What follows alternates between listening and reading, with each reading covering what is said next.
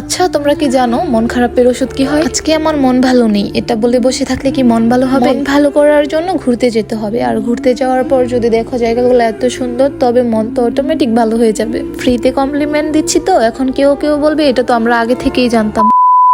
আসসালামু আলাইকুম everyone, it's me Tanha and welcome back to my channel. আজকে ভীষণ মন খারাপ ছিল আমার, আর আমার কাছে মন খারাপের বেস্ট মেডিসিন হচ্ছে প্রকৃতির সৌন্দর্যগুলো উপভোগ করতে যাওয়া। সেই জায়গাগুলোকে ক্যামেরা বন্দি করা হচ্ছে আমার হবি, এন্ড অলসো আমি মন খারাপে এটাই করি। বাই দ্য ওয়ে, তোমাদের তো বলাই হয়নি, আজকের গন্তব্য ছিল Narsingdi Velanagar sky lunch restaurant and rooftop. বাসা থেকে বের হয়েছিলাম 3টায়, এন্ড ওইখানে গিয়ে পৌঁছতে আমার অলমোস্ট 4টা বেজে গিয়েছিল। আমার কাছে খাওয়া দাওয়া ঘোরাফেরার জন্য অনলি 1 ঘন্টা ছিল। তার মধ্যে আমাকে খেতে হবে, পিকচার ওঠাতে হবে, ভিডিওস করতে হবে, বিকজ অফ বাসায় যেতে হবে আমাকে সন্ধ্যার আগে যে কোনো ভাবে। আমাদের অর্ডার করা ফুড কিছুক্ষণের মধ্যেই চলে আসে, আর ওদের ফুড রিভিউ যদি শুনতে চান তবে ওদের টেস্ট এভারেজ ছিল। খাবারের কোয়ান্টিটি অনুযায়ী প্রাইস একটু বেশি মনে হয়েছে আমার, তবে চলে, একদমই যে খারাপ তা নয়। ধুর রাখেন তো এইসব, একটা অ্যাডভাইস দিচ্ছি সেটা শুনে। লাইফে যখনই খুব বেশি বোরিং ফিল করবেন তখন দূরে কোথাও ঘুরতে যাবেন, দেখবেন মন অটোমেটিকলি ভালো হয়ে যাবে। তবে আমাদের বিষয়টা আলাদা, আমরা যেহেতু মেয়ে মানুষ,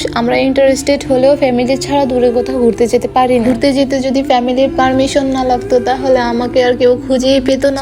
যাবেন বুঝছেন, ঘুরতে যাবেন, একটা সময় যে দেখবেন পকেটে অনেক টাকা থাকবে, বাট ঘোরার প্রতি ওই রকম ইন্টারেস্ট জাগবে না। অভাব থাকতেই ঘুরে নেন, কারণ টাকা হলে ঘোরার সময় পাবেন না। আর অনেকে বলে না ভ্রমণে তোমরা কি পাও, আসলে ভ্রমণে যে একটা মানসিক শান্তি পাওয়া যায় সেটা লাখ টাকার বিনিময়েও পাওয়া যায়। আজকের মতো এখানেই রাখছি, এন্ড দেখা হচ্ছে নিউ কোনো ভিডিওতে। আল্লাহ হাফেজ।